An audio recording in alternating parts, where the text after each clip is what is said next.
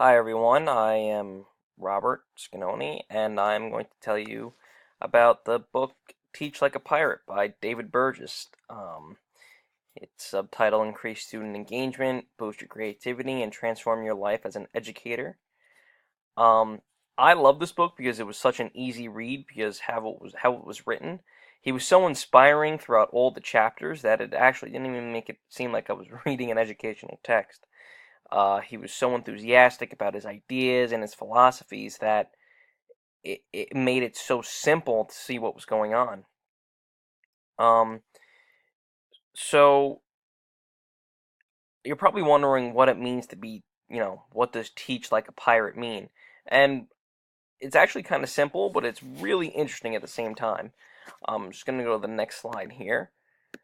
Uh, what does teach like a pirate mean? He labeled it in his chapter P for passion, I for immersion, R for rapport, A for ask and analyze, T for transformation, and E for enthusiasm.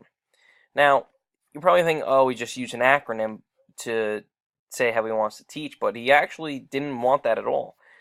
He wanted us to teach like pirates because pirates are daring, adventurous, and willing to set forth into uncharted territories with no guarantee of success.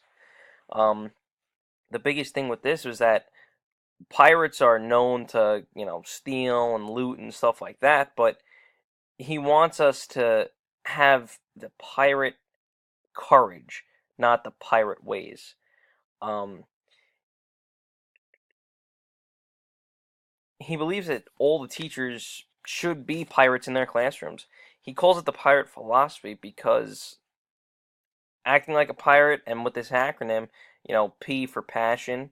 He wants you to be passionate about it. He wants you to immerse yourself into teaching. He wants you to build a rapport with the students. He wants you to ask and analyze questions about things that are working in your class, things aren't working in your class. He wants you to transform yourself into the best teacher you can be, and he wants you to be enthusiastic about it.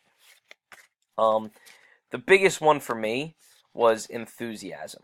Enthusiasm, he went into such great lengths into being enthusiastic for his classes because his classes, he used to say all the time how, well, in his book he says that so many teachers want to be pirates. They want to go through the motions and they want to have these great eye openers, these great catchers. And what he doesn't, what he says is that people lack the enthusiasm to do this day in and day out.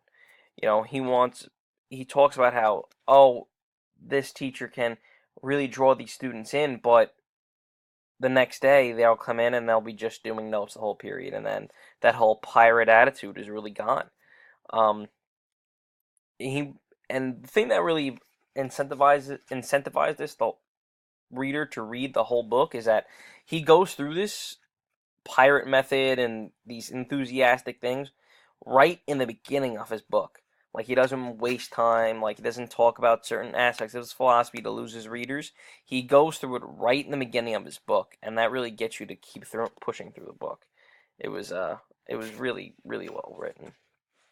Um, the next thing I'm going to talk about that he mentions is he calls it the third circle, and he talks about how big transitioning is in this third circle. I see this little, I have the three pictures of the circle here and the pirate ship sailing away, but the third circle really is super important because he talks about how transitioning from activity to activity can be hard in a classroom, but if you take the right precautions, it can be simple enough to really be the difference between a good lesson and a great lesson. He talks about transitioning the in and out of activities and how really preparation is the biggest factor in it. And he talks about being prepared in the sense of getting rid of the administrative activities first. So, like heating up the projector, having the handouts placed out already, telling the kids that, having a routine set up in the class so the kids know what they have to do day in and day out, are all things that he feels that really could be the difference between having a successful lesson and having an unsuccessful lesson. I tend to really, disagree with him on that.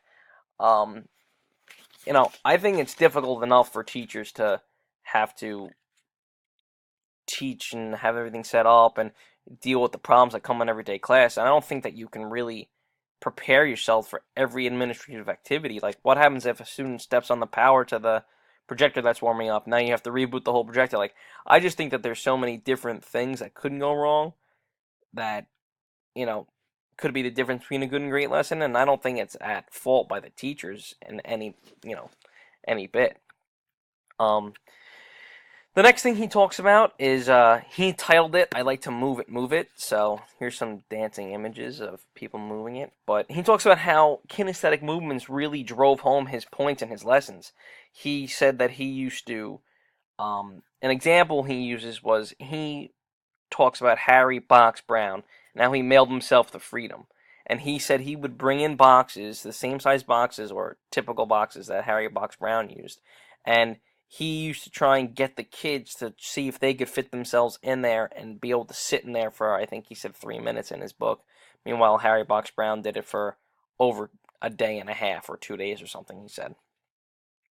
And he said that that always drove points home for kids. And I thought that was really, you know, awesome and inspirational because he shows that he's using his techniques in his classroom and they're working for him.